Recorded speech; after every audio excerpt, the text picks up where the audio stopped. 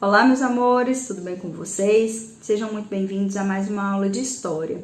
Na aula de hoje, nós vamos abordar os persas, tá? Na última aula, nós vimos os fenícios, então aqui para a gente contabilizar os povos que nós já vimos da Antiguidade Oriental. Nós vimos os egípcios, vimos os mesopotâmicos, vimos os hebreus, vimos os fenícios e agora nós vamos ver os persas. Tanto os fenícios quanto os persas são duas civilizações de conteúdo menorzinho, tá bom? Vocês viram, por exemplo, na aula passada, que nós conseguimos aí ver toda essa civilização fenícia destacando a importância em termos econômicos, destacando, né, a sua atividade comercial, a sua localização, que é extremamente importante para o desenvolvimento desse comércio, obviamente. Falamos aqui sobre essa questão da mobilidade social, então são pontos muito importantes dos fenícios. Acrescentando também, obviamente, uma das suas colônias mais importantes, que foi Cartago, né? À medida em que ela ia navegando ali nas encostas desse mar Mediterrâneo, ela ia conquistando novas regiões. E isso fez com que eles se tornassem o império marítimo daquela época. E Cartago era um importante entreposto comercial para os fenícios. Disse para vocês que os cartagineses vão ser muito importantes quando nós formos falar sobre a Antiguidade Clássica, tá bom? Agora nós vamos ver o último povo dessa Antiguidade Oriental, que são os persas, tá bom? Outra aula bem tranquila, bem rápida sobre essa civilização do Oriente Próximo. Vem aqui para a gente acompanhar na nossa apresentação. Os persas, um dos maiores impérios da Antiguidade. Os persas inicialmente eram nômades até por volta de 2000 anos antes de Cristo. Lembra do conceito de nômade, né? São pessoas aqui que vão migrando de local em local em busca de novos suprimentos, né? Eles se fixaram na região conhecida como Pérsia e, assim como várias outras civilizações, passaram a exercer agricultura, pastoreio, né? Apesar das poucas áreas férteis daquela região, eles conseguiam ali cultivar trigo, hortaliças, criavam animais. Então, é mais um exemplo aí dessa evolução dessa sociedade que deixa de ser nômade e passa a ser sedentária por meio do conhecimento da agricultura e da criação de animais, né?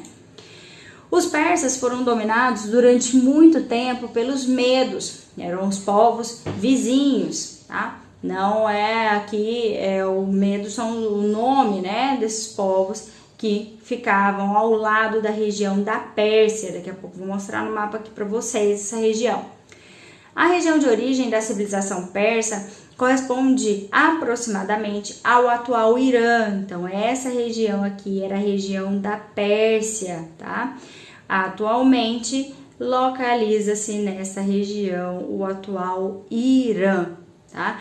Lembrando que nós estamos vendo esses povos que se fixaram aqui nessa região do Oriente Próximo. Nós falamos sobre os fenícios, que estão mais ou menos por aqui, os egípcios estão aqui, os hebreus na região aqui abaixo dos fenícios, né, da região da Palestina, e aqui a região da Mesopotâmia também, aqui entre o rio Tigre e Eufrates. A Pérsia está um pouquinho mais para cá, né? Como eu disse aqui na apresentação, corresponde atualmente o que é o Irã, tá?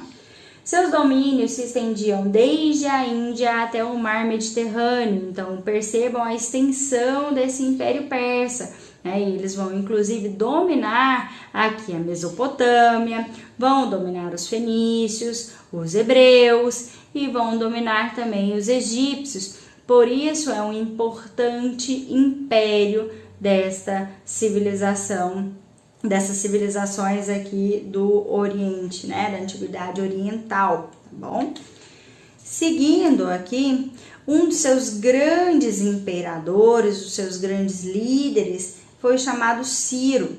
Em aproximadamente 550 anos antes de Cristo, um príncipe chamado Ciro liderou uma rebelião.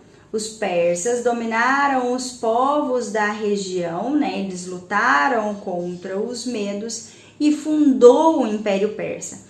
Lembra então que agora há pouco nós falamos que os persas, eles eram inicialmente dominados pelos medos. Foi justamente com Ciro que eles conseguiram sair das amarras desses povos medos e fundaram aí o Império Persa, tá bom? Foi com Ciro também que foi possível conquistar toda a região da Mesopotâmia, tá?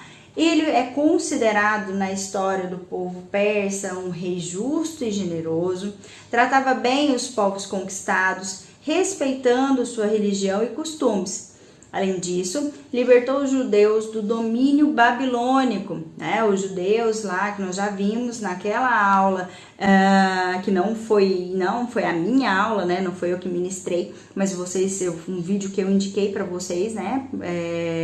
Substituindo a nossa aula sobre os hebreus, vocês viram que o Império Babilônico dominou aí os judeus. Foi aqui com Ciro, neste Império Persa, que esses hebreus, que esses judeus conseguem aí se livrar desse domínio do Império Babilônico, tá bom?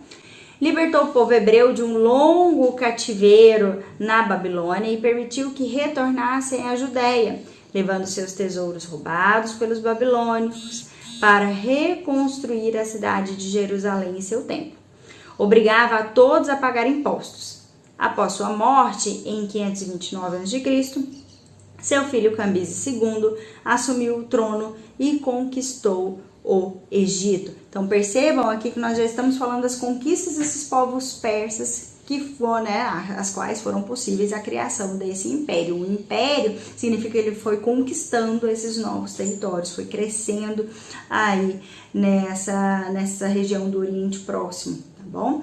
Então olha só como Ciro foi importante na implementação, na consolidação desse império dos persas. Seguindo aqui, os sucessores de Ciro foram Cambises e Dario. Conquistaram novas terras e expandiram o império. Dario I permitia, quando eles dominavam outros povos, que eles mantivessem seus costumes, mas pagassem impostos. Percebam, meninos, que isso daqui é uma tática muito recente, né? Normalmente, esses imperadores, esses reis, essas civilizações, ao conquistar novos territórios, eles aprisionavam e faziam essas pessoas de escravos. Já que os persas, eles tinham uma visão diferente da dominação de outros povos. Eles aceitavam o estabelecimento de seus próprios costumes, ou seja, da manutenção de seus próprios costumes, desde que eles pagassem os impostos. Tá? Dario I, que é o outro grande nome aqui desse Império Persa, realiza também esse tipo de estratégia. Deixa com que os seus povos dominados tenham os seus costumes preservados, eles não se tornam escravos, mas eles precisam pagar impostos, tá bom? E assim eles foram conquistando aquelas regiões que eu mostrei para vocês no mapa, né? Conquistam ali a região da Palestina, conquistam os fenícios, conquistam os egípcios, né? Como a gente acabou de ler aqui, conquistam a Mesopotâmia, então eles vão aqui expandindo esse seu território. Dividiu, né, o Dario I, divide o império em satrápias, que é chamado de províncias, né? As províncias, os territórios vão ser chamados de satrápias, ou de sátrapas. E os sátrapas eram os altos funcionários do rei que comandavam. Vamos entender isso aqui. Como o território era muito grande, ele precisava dividir esse império para que ele pudesse administrar. Então ele divide em satrápias, né? Então províncias, satrápias. Guardem bem esses nomes que são importantes para vocês, tá? Principalmente em bloco. Então ele divide esses territórios em satrápias. Quem tomava conta, quem administrava essas províncias eram ali os sátrapas, né? Eram os responsáveis por governar essas regiões. Constrói estradas, um sistema de correio, cria uma moeda única chamada dárico e padroniza os pesos e medidas. O Império Persa começou a decair quando os persas, visando expandir ainda mais seus territórios, entraram em conflito com os gregos, né, nas conhecidas guerras médicas. Nós vamos falar sobre eles quando nós formos estudar os gregos, né, a Grécia, lá nas civilizações da antiguidade clássica. Sendo derrotados, né? Isso faz com que, à medida que eles perderam as guerras médicas, já um spoiler aí para vocês do que vai acontecer, né, com esses persas e com a história dos gregos, os persas são derrotados nessas guerras médicas, perdendo ali um pouco do seu poder e seu prestígio, tá bom? Espero que vocês tenham entendido. Vou deixar linkado aqui, da mesma forma como nós fizemos na aula dos fenícios, um videozinho para vocês assistirem, complementando aqui este conteúdo. É necessário que vocês façam o relatório desta videoaula e não precisa fazer do vídeo que está linkado aqui não, tá bom? Só da minha aula. Grande beijo e até a próxima. Qualquer dúvida, estou disponível. Tchau, tchau.